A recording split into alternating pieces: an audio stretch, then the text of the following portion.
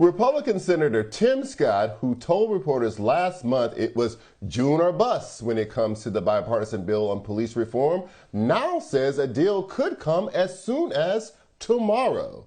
According to a new report in Bloomberg News, the Republican senator said today, "I don't think there's outstanding issues that need to be worked out. We just need to agree on the actual language that we're going to use." Scott, Cory Booker, and Karen Bass have been working on a deal since March and have already missed the May 25th deadline set by President Biden, which coincided with the anniversary of George Floyd's murder. One reason for this is that qualified immunity has been a major dividing point.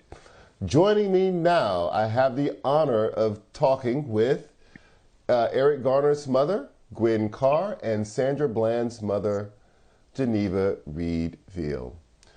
Welcome, both of you ladies. I really appreciate your time tonight. We don't know what's actually in this bill that Tim Scott says that they have agreed on. Ms. Carr, what do you hope is in this bill? Well, what I hope is in there, I hope the qualified immunity part is taken care of, because this is what they're all fighting about. And they do not want the responsibility of taking that part out, because they know the police is just like they get away with the murder, literally get away with murder because of the qualified immunity. So, of course, they don't want that out. But that Ms. part Reed-Veal, I'm sorry to step on you there. Ms. Reed-Veal, I want to get your opinion on that too, because earlier in these negotiations, they floated the idea that maybe the department as a whole should be on the hook and able to be sued, but not the individual officers being able to be sued for their actions. If you get a bill that does not have the removal of qualified immunity for individual officers, could you support it because it has other things in it? I can't say that, Charles, because what happens here is they throw all these things all together, and then they give themselves 2 to 3 days, not months. Nobody reads all of that stuff in the bills. You know that. Okay? And so we're dealing with major things here. Qualified immunity is major. It is major for the entire country. This is why there's such an argument about it. So if you put that back in there, and you throw something else in there, but you then take out other things also, then there's no, you still are right back at square one. And I just wonder why it always takes so long to get a bill that makes sense approved, but you can get everything else approved. All right? And so because we keep continuing to allow this to happen, we have these stalwarts. We're waiting and we're waiting. They played games with my daughter's Sandra Bland Act. They took it to the floor and took the teeth out of it right at the floor. So they're doing the same thing here with the George Floyd Act. And regardless of what anyone would like to say, if you are in this movement and you have not lost a child and you have not had your life impacted by the loss, then you wouldn't even understand where we're coming from. I don't see what the whole problem is with taking care of qualified immunity. These people are getting away with murder over and over and over. So no, don't slide something through here. Let's sit down, let's come to the table. And how are you dare meeting and not having any of the impacted families there with you? You tell me that. Ms. Carr, I wanted you to come in on that, because my understanding is that some of these senators have had some meetings with some family members. They have said, things about that they were impacted by those meetings.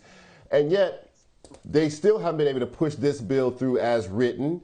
And it's not even the most expansive bill. Like, it's not like this bill would do all the things that would keep people from being killed by police. It would just do some of the things that would hold the police accountable after they kill somebody, right? So exactly. Do you feel heard by these people? Yeah, I was there at Washington when they said that they were going to pass that bill by May the 25th. I talked to the Republican senators. I talked to the Democrat senators. I talked to Chuck Schumer, and they were saying that, they're sure that the bill is going to pass. But we emphasized to them, some of the George Floyd family was there also. We said, we don't want a watered down bill. It's not worth the paper that you're going to write it on. So they says, oh, well, we're going to try to do our best. And of course, the Republican senator says, well, we want to put in a part to sue the department. Well, this is what they're doing already.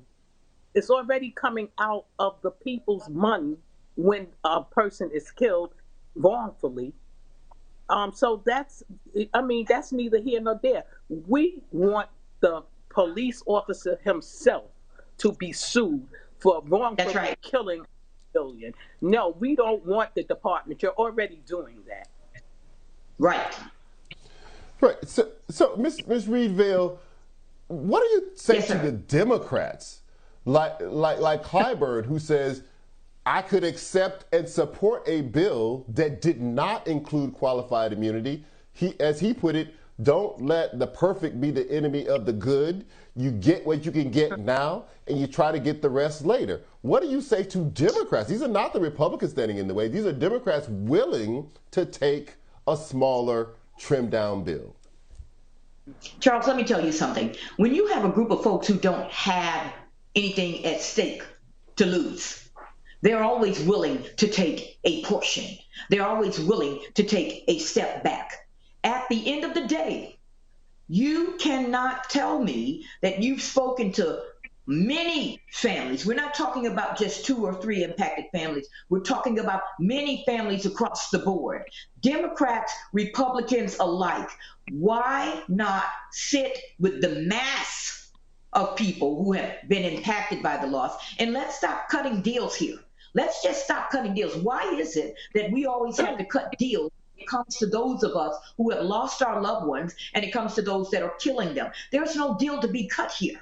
Okay? Pass the bill appropriately, dealing with the qualified immunity issue, and we won't have a problem. I guarantee you, you're going to have some angry moms that are going to rise up on this thing. And there are going to be some seats that are going to be changing because of it.